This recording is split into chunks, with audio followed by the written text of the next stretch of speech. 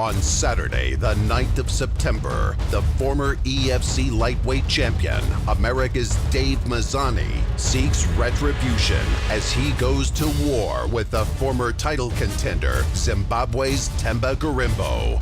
And the undefeated fighting sensation, South Africa's Cameron Pritchard, returns to the hexagon to face the BJJ black belt, Brazil's Jose de Rocha.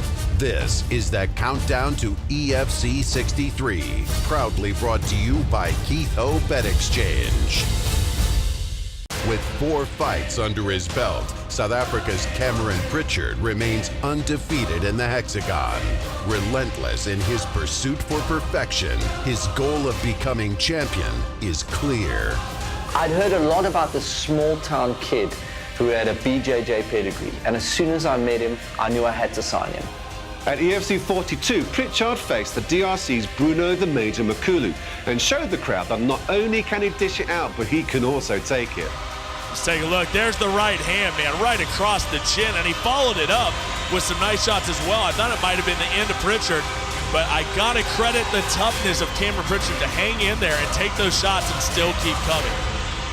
He's got a chin on him, Dirk, he really does. He certainly does have a chin on him, and he recovered. That's a testament to his conditioning as well. He recovered quite quickly from that. Overcoming the onslaught from Makulu, Pritchard matched his opponent's intensity by knocking him to the ground and submitting him in the second. For me, the biggest thing out of that fight was that I could take punishment and come back. You know, like I knew I wasn't fazed that I got hit. I was like, okay, I'm losing. I need to win now. You know, like it didn't faze me that he hit me. Pritchard fought Francois Kabulu at EFC 45, but after officials found that Pritchard used an illegal strike against his opponent, the bout was called off and resulted in a non-contest. I threw one elbow, wanting to set up my get-up or sweep, and it caught him behind the head. It was more of a tricep than anything else. He decided to complain and not want to carry on, and I feel like that was his way out. For me personally, I feel like I won that fight fair and square. If he had given me an extra minute or not been ended there, that would have been another W. Had there not been a silly mistake on Pritchard's side, I honestly believe he would have finished it anyway. After the incomplete result at EFC 45, Pritchard was focused on making a convincing comeback that would place him in a formidable position in the welterweight division. But such a comeback was not going to come easy, as his next opponent was the veteran and former EFC welterweight champ, Dino the Lion Bagatin. Oh, and he just took a big shot, and he hit his knees. A nice recovery by Pritchard.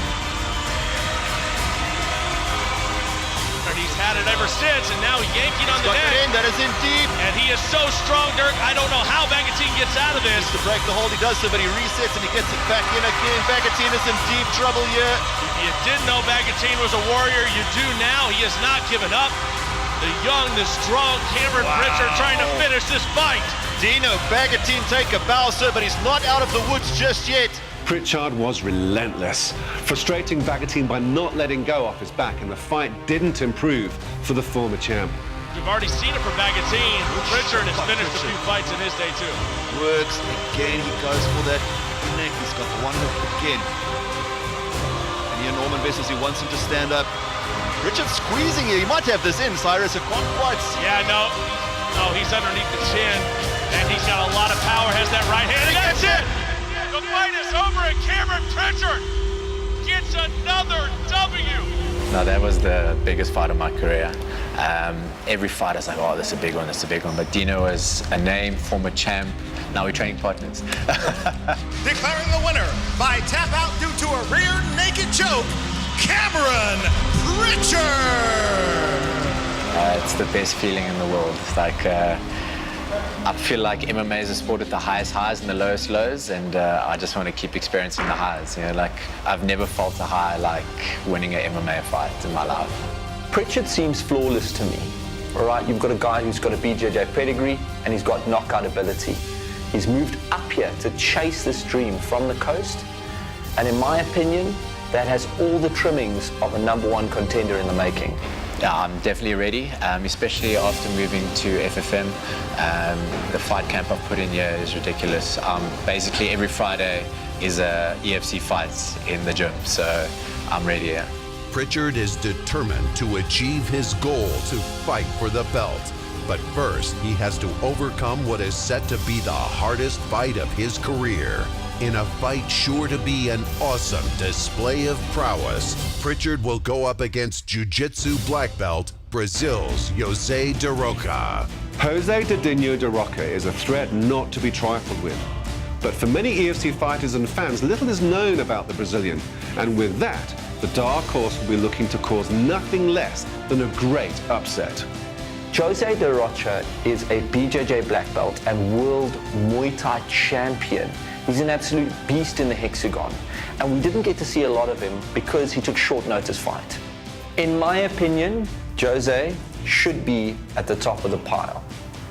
He is an absolute phenom in the hexagon, and we haven't seen much of this guy. I want to see more of him. It's a perfect fight for him to fight a guy like Cameron Pritchard, who's going to test him. This is a scary fight for Cameron, let me tell you that. Jose de Rocha's EFC debut fight was arguably the hardest match that any athlete has faced. Entering the organization in his first EFC fight on a week's notice, de Rocha was defeated by the current EFC double division champ, Dricus du Plessis. With only 1 week's notice, Jose de Rocha accepted a title fight against Dricus du Plessis and put on a hell of a fight. But let me tell you something, now that he's at a full camp, and I'm not taking anything away from Dricus, we're going to see the best Jose de Rocha we've ever seen. Such a hard-fastened start to an EFC fight career can only mold a capable fighter into an incredible force. Now that de Rocha has faced arguably the best the division has to offer, he's going to come back 100% prepared. This is a very scary fight for Cameron Pritchard. We all know that he has a BJJ pedigree, but he's going up against Jose de Rocha, who is a BJJ black belt from Brazil. That point alone makes this a hell of an exciting fight. I was actually joking with the guys at the office. I was like, I'm trying to stalk him and find information on him and stuff, apart from the last EFC fight, and then I stalked his Instagram a little bit, found 1 or 2 things there, but he's got good quality training partners. He fights out of a very reputable gym. I'm definitely preparing myself for a war, and I feel like he's no slouch, so yeah, I'm training my hardest, and I hope he's doing the same, and when fight night comes, we'll see who's the best, yeah. This is a perfect matchup. De Rocha has just come off a title fight. He's going up against the best welterweight prospect we have. Now for de Rocha, this is the opportunity of a lifetime to get right back up to the top of the pile and become the #1 contender again. At the EFC, they've been talking every fight. They're like, okay, #1 contender, #1 contender. And truthfully, I haven't been too phased about it. Like, I've just wanted to fight and improve my skills and get more experience.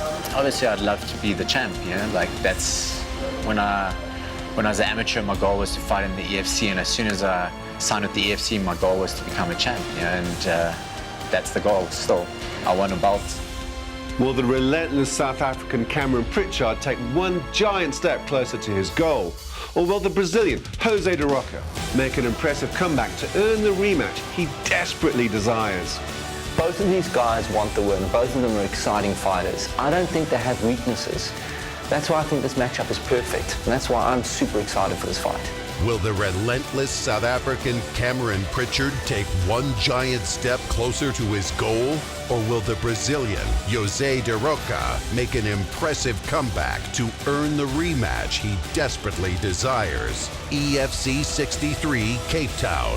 The contenders are rising. On the 9th of September at Grand West, Cape Town, a former champion is seeking redemption when he goes to war with a former title contender as the USA's Dave Mazzani clashes with Zimbabwe's Timba Garimbo. An undefeated welterweight returns for division domination against a foreign BJJ specialist as South Africa's Cameron Pritchard collides with Brazil's Jose de Rocha. The war of words will end inside the hexagon as the rivalry between the DRC's Bruno Makulu and South Africa's Dino Bagatine comes to an epic conclusion.